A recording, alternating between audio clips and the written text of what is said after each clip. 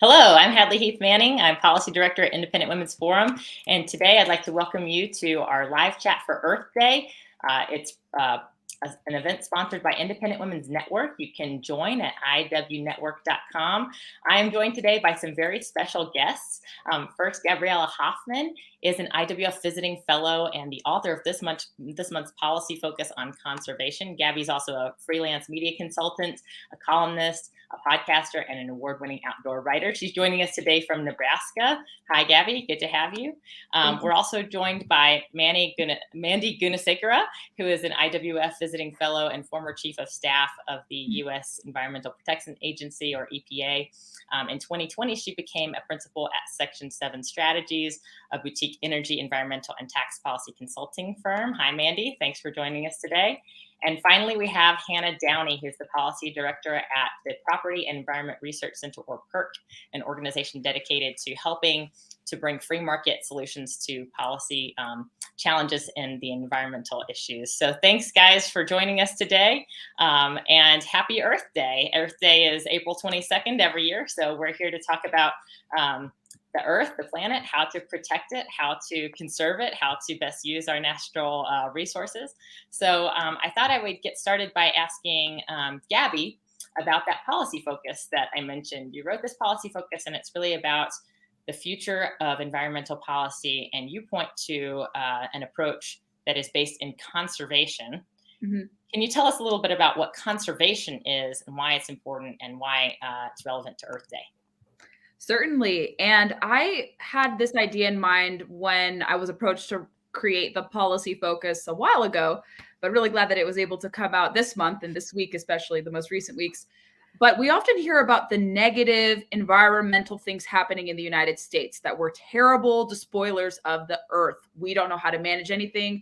We just want biodiversity to run amok, and we hate our surroundings. We hate air and we hate water. And I was like, there's no way that this misnomer is true, that all these depictions, that everything is bad with respect to the environment in the United States. So I made it upon myself. It was incumbent upon myself to do a little digging and be like, okay, I know that there are lots of good things happening. So let's highlight some positive things. And let's talk about how the United States is a leader in environmentalism, and especially one end of environmentalism that I like to call, or that should be referred to as, true conservation. Conservation is a very well-known practice. Unfortunately, the term gets often confused for what a lot of environmentalism is today, kind of this preservationist iteration of environmentalism, which calls for usually no human interaction on the natural landscape, in natural resources management, and often has this hands-off approach.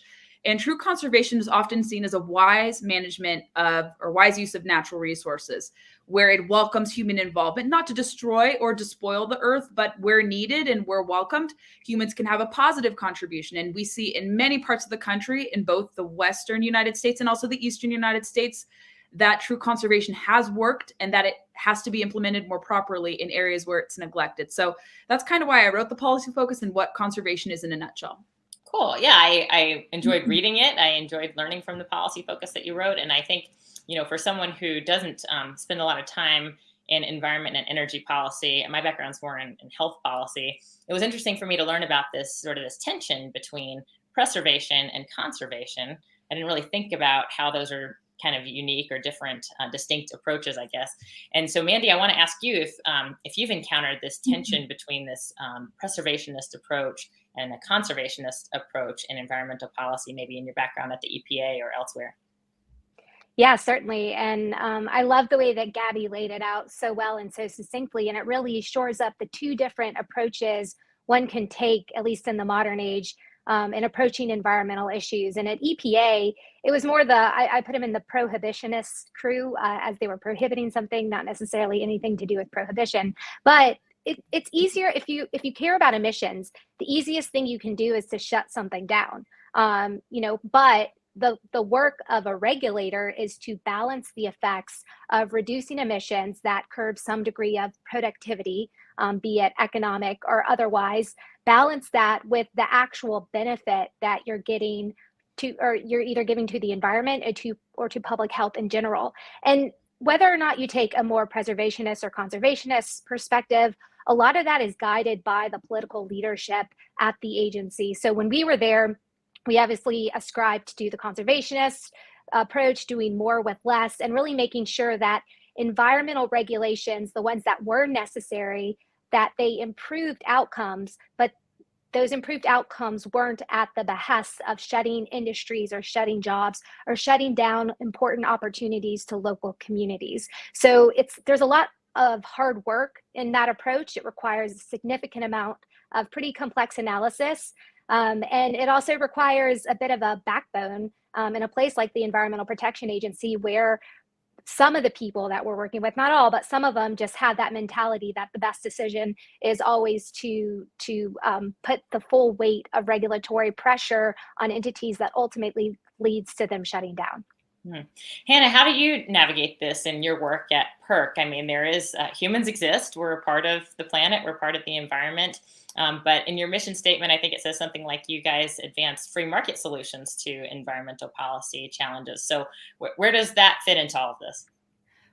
Certainly. And like, as you mentioned at PERC, we're known as the home of free market environmentalism. We try to look for ideas and solutions to environmental problems that aren't rooted in big government, but instead rely on markets, property rights, incentives, voluntary actions, those sorts of ideas. And so I think Gabby summed it up really, really nicely, and Mandy added to it on these ideas of conservation over preservation.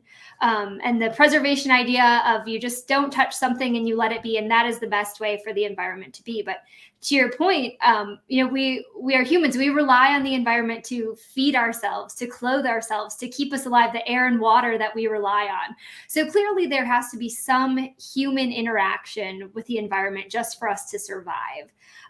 So at PERC, we are big supporters of conservation, looking for sustainable and multiple uses for these resources. And my focus, Mandy knows far more about energy than I do, but my focus is more kind of on land, water, wildlife, that sort of things, just to provide a little background here.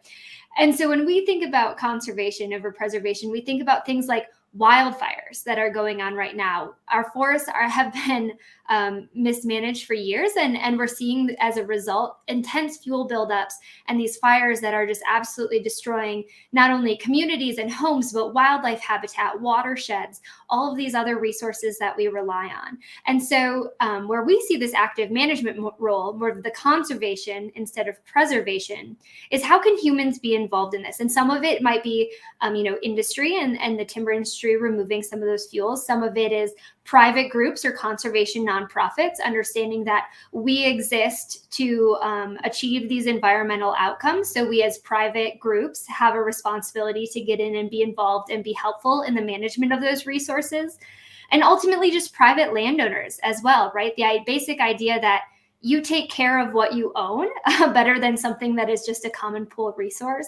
And so private landowners are one of our best partners in doing a lot of this too, be it forest management or otherwise. And so through that example of forest, I just kind of want to showcase how we think about the conservation role, because it does require some humans. It doesn't require interactions and the many stakeholders that have an interest in these resources if we want to actually have these good outcomes rather than just put something on a shelf. I like what you said about private ownership. I think I remember studying something called the tragedy of the commons when I was in college, which is where, people do take care of their own things better than they take care of shared things. And I also appreciate you mentioning the wildfires, because I live in the state of Colorado and we've just had some very devastating fires over the last few years. And so I think this is important to everybody. It could be your house that is in an area where there's high wind and dry environment, and you want the policymakers in charge to be doing the best they can possibly do to manage that property and to take care of the earth, right? So this is what I'm getting at is this isn't really a left-right issue, because everybody has to live on this earth and everybody wants a good future for our kids. They want good, healthy air to breathe and water to drink.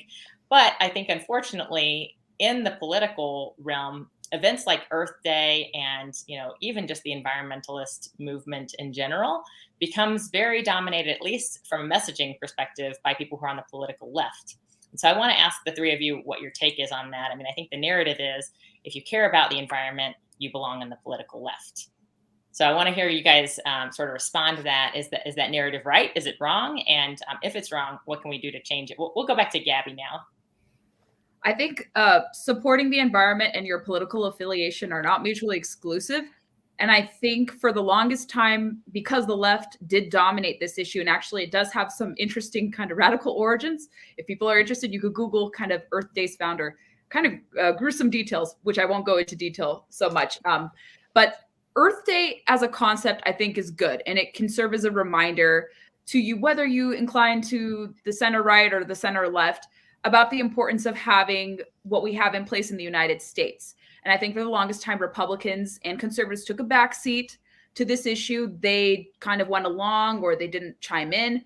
And I think now, especially what we've been able to do at IWF, for instance, we've been able to put up papers, blog posts, op-eds, and kind of insert our own kind of perspective on Earth Day, on environmentalism, conservation, and to showcase that we can engage very seriously on these issues. And I think people are really hungry for free market solutions or not kind of center left solutions, because a lot of people are very, very much kind of weary and kind of disinterested in having top down solutions. I think you even start to see among different environmental organizations adopting a lot of what PERC talks about free market ideals and voluntary incentives. So they're seeing that using the purse of government is not always effective. So I think there's an appetite across the political spectrum for people to find solutions and to compel people to change the environment or to enhance the environment more so on their own without the force of government.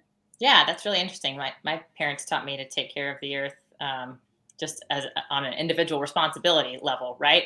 And so it wasn't until I was older I started thinking about how this applies to policy. But Mandy, what do you think about this sort of left-right divide? Are there different approaches on the left and the right, and are they equally legitimate, or how would you compare the left and the right on environmentalism? Well, I think back to your earlier point, the narrative around one side cares about the environment and the other one doesn't, it couldn't be further from the truth. There's a narrative point and then there's actions. And if you want to look at some of the most recent actions, the ones that we took under the Trump administration, by approaching regulations, the regulatory responsibility, which if you're at a place like the Environmental Protection Agency, it's to protect public health and the environment.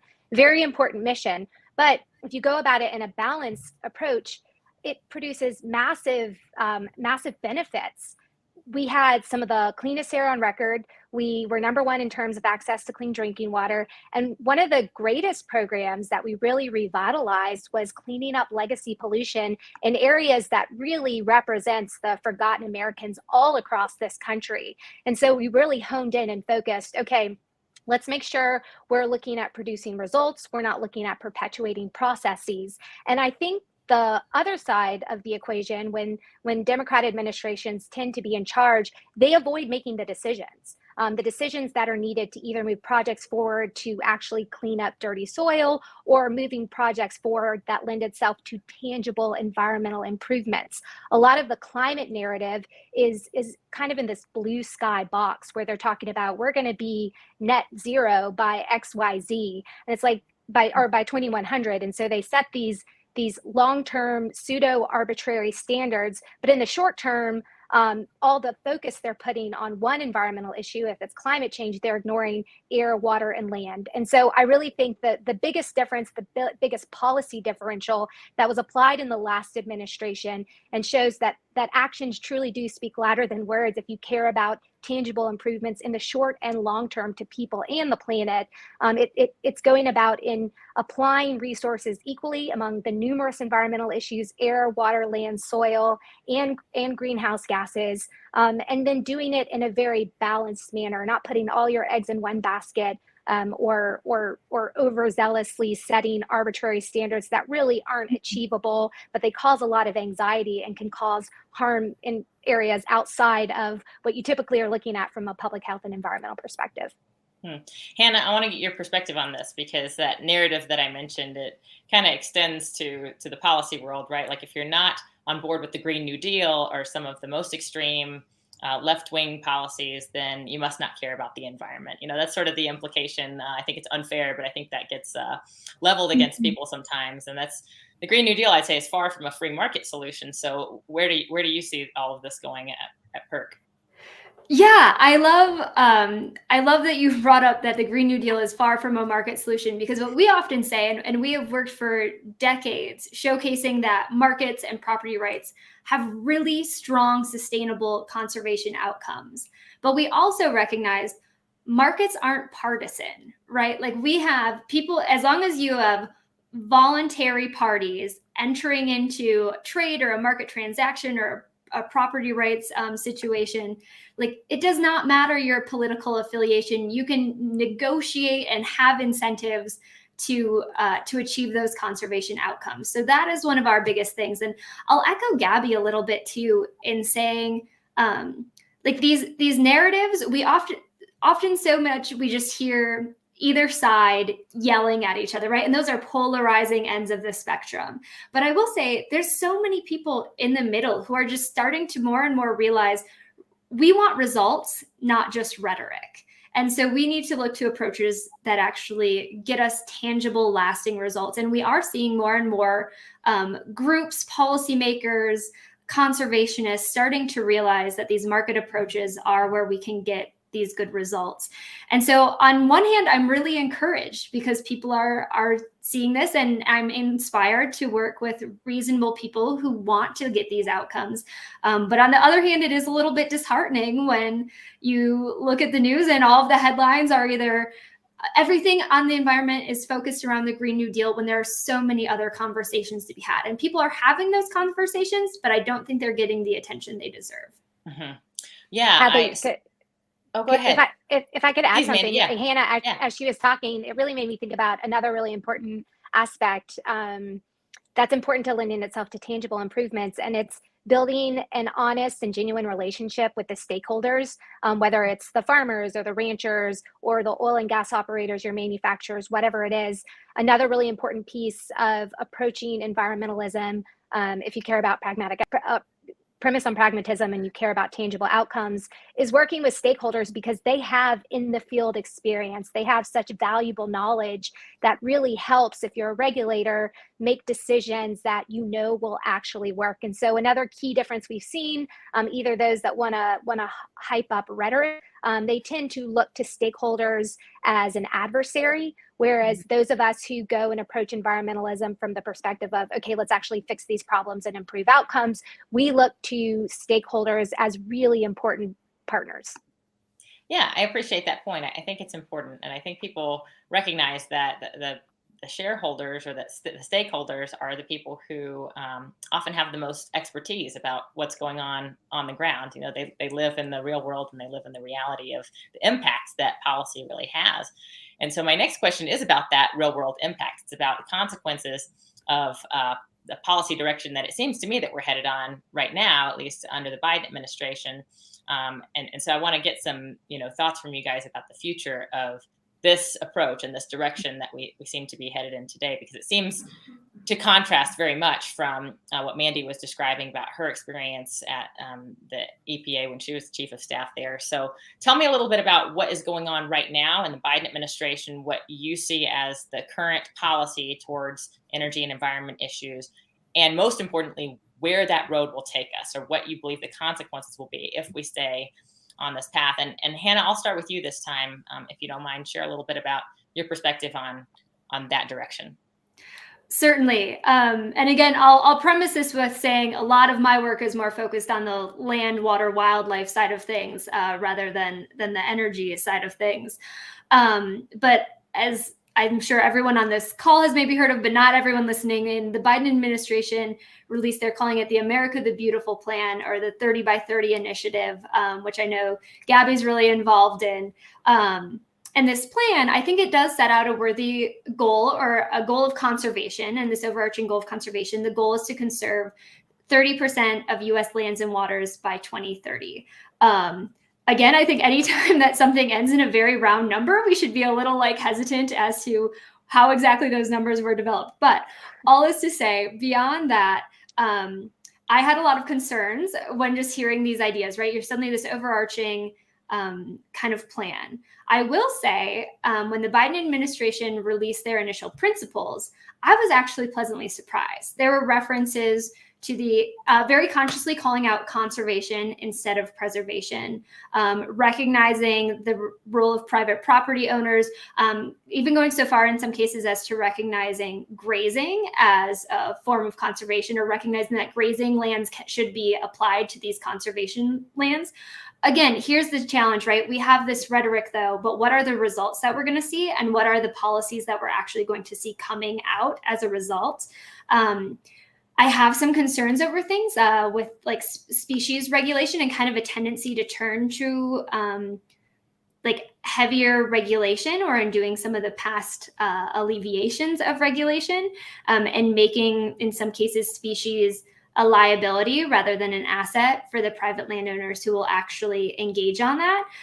Or things like with fire management, setting really, really good goals of saying we need to actually get in and do forest restoration, including mechanical thinning, prescribed burns, so active treatments there. However, the challenge is if that's not paired with regulatory relief to allow us to actually get in and do these things in a timely manner, that's where the challenge rests. So I think there's promising hints. The challenge now is in how do we hold the Biden administration accountable to the principles that they laid out?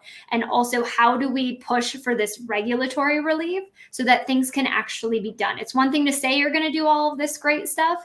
It's another to actually make the changes to get the hard work done. So that's where kind of I stand right now. I saw some promising hints, but now remain committed to actually getting it done. Yeah, I appreciate that. I think that's a nice, fair-handed approach. I mean, I would give any administration or any policymaker a chance and hope that they would do the right thing on any issue. And we just have to judge all policies by their outcomes and not their intentions. So we'll continue to watch that. Mandy, I want to bring you in to talk a little bit about what you see as the current trajectory for the environment and also for energy policy. I mean, I intended to mention this when I asked the question initially, but to set the scene a little bit, we are facing record high levels of inflation in the United States. Americans are paying whole lot more money for energy than they were this time last year. So that's already a tension point. And we're also watching a conflict overseas, right, between Russia and Ukraine, where Russia has invaded Ukraine and the whole world has pretty much put sanctions against Russian oil. Can you talk a little bit about this path that we're on right now and what the consequences will be for Americans and American energy consumers, and also Americans who love and care about the environment? Yeah, certainly. So from day one in this administration, they made it very clear that they really didn't appreciate U.S. domestic energy, and they specifically initiated a whole of the government effort to put pressure and ultimately regulate and squeeze out our oil and gas producers. Everyone recalls one of the earliest actions this president took was canceling the Keystone XL pipeline, limiting the ability to develop oil and natural gas on federal lands, implementing a moratorium, and really throwing the U.S. energy system and its workers under the bus. And it's important to understand that high energy costs, when that energy is based off of your traditional energy sources, so be it oil, natural gas, coal, and not necessarily nuclear, but those main three, your traditional energy sources, that is a part of the Democrats' plan because they want that energy to be more expensive. So it forces the American people to look to their politically favored technologies like wind and solar to fill the void, or that push from internal combustion liquid fuel vehicles to electric vehicles. Now, there's nothing wrong with any of those technologies. The problem is this administration is very much driven by the politics of the environmental left that has basically said you must do away with traditional energy sources and push people towards these renewable energy sources. And the true consequences of that are the high energy costs that we were feeling well before Russia decided to invade Ukraine. One thing I like to point out is that on day one of the Biden administration, crude oil, which makes up the majority cost of the gasoline, the price that you actually pay at the pump, it was trading around 54 gallons a barrel. The day that Russia invaded Ukraine, it was already trading at around $94 per barrel. So you had that massive increase, and that's because of the Biden administration's energy policy, and a tool of the energy policy to put the squeeze on U.S. energy development and to make traditional energy sources more expensive and therefore less available to the American people and push them towards these other technologies. A tool of that is using the weight of regulations and the costs and the compliance to gum up the system, either to limit the ability to produce, be it, the permit to drill that's necessary. Even if you have a lease, you still need a permit to drill over at the Department of Interior, or passing massive new regulations at the Environmental Protection Agency, such as what they just did with vehicles, where they're basically making it very costly and cost prohibitive for vehicle manufacturers to produce liquid fuel vehicles and pushing them to produce electric vehicles. So unfortunately, the outlook from where I sit is there's going to be more red tape. There's going to be continued commitment, doubling down on throwing the US energy system under the bus, and that's just going to keep costs really high and make it really hard and continue to strain the pocketbooks of American families. Yeah, what you were just saying reminds me of a couple of quotes. One of them I know is from Ronald Reagan, and it said something like, if you want more of something, subsidize it. If you want less of something, tax it. And, there's also this idea that regulation is a form of taxation, that when you throw the book at people who create oil and gas in the United States, you are effectively taxing the product. You're making it more expensive to the consumer. And, I imagine that could be by design if you really want less of those traditional energy sources to be consumed. Gabby, we don't have a lot of time left, but I do want to get your take on this this direction that we're headed in right now. What is it? Where is it going? And what do you think? I think we can't really look to the federal government in the interim for inspiration. I think we have to look to the states, localities, private businesses, and individuals. And in areas where it's not supposed to be controversial, I unfortunately see this administration kind of putting their thumb on the scale. There's an issue with recreational access on public lands, and it looks like the Biden administration's Department of Interior will be settling with an environmental organization called the Center for Biological Diversity, going against their pledge to promote hunting and fishing. The Trump administration opened up a historic 2.3 million acres to new hunting and fishing opportunities on Fish and Wildlife Service lands, National Wildlife Refuges, and including a few fish hatcheries as well. And this is the first time across any administration. Democrat administrations in the past used to support the opening of public lands, never would potentially agree to sue and settle. And so a lot of people are very, very upset in the hunting and fishing community about potentially losing the access to these very, very critical public lands in areas where oftentimes it's very hard to access private lands. Public lands are the only place, public waters, public lands are the only places you can access within reach and at a lower cost. And they have it under the guise of banning lead tackle and lead bullets. So there's a whole nother conversation there.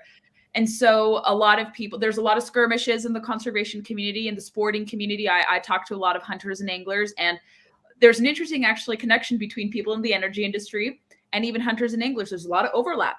People do not often talk about this, that in extractive industries, so to speak, and also in high industrialized industries, a lot of these people recreate public lands and private lands, and they love the earth and they love their environment.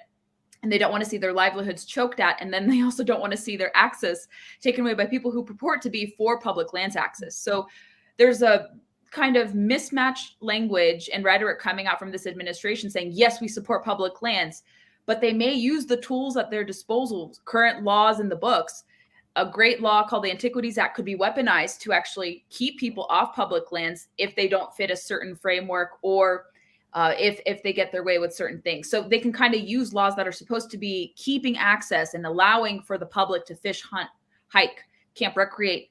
Some laws may be it so where designations limit the public's access, whether it's in this potential sue and settle case, weaponizing certain aspects of the Antiquities Act to convert national monuments to national parks. So I'm a little worried on the policymaking front. However, I am more encouraged on the private side and on the state and local side, where governors and lawmakers are trying to keep the administration in check. And I think the American public, especially those in the middle, will start to see kind of what works, what doesn't work, and especially with the confluence of energy policy and this more natural resources, wildlife bent. And I kind of work in an intersection of two. I have the the kind of luxury of doing that and seeing it from both of those perspectives. But I think we can be encouraged outside of government. I'm glad you can wrap us up with that more optimistic note. Sometimes it's hard in the public policy world to find reasons for optimism, but you did, and I appreciate that, Gabby. I also appreciate that you pointed out that many people who work in the energy industry in the U.S. care deeply about the environment, and my perspective is that the energy and resource development in the United States is among some of the safest and most environmentally friendly in the world. And if we don't do it here in the United States, we de facto are depending on other countries, even in some cases, countries that don't have the same standards when it comes to the environment or human rights or any host of expectations that we might have in American society and American politics for the good way, the best way to do things. So with that, I want to offer people who have been listening into this chat the opportunity to sign a petition that we have at iwv.org for energy independence. If you have enjoyed this conversation today and you agree that the United States should develop more energy domestically so that we can be energy independent and energy abundant, we have the opportunity to sign this petition there. I also really want to thank our guests today, Gabby, Mandy, Hannah. Thank you so much for this very enlightening conversation. I know that I've learned a lot. I also want to thank the audience for tuning in. And again, if you've enjoyed this conversation, you can become a member at Independent Women's Network. I am a member at Independent Women's Network, IWN. You can go to iwnetwork.com to become a member, and you will gain access to more live events like this one, to conversation starters, regular programming, other informative resources.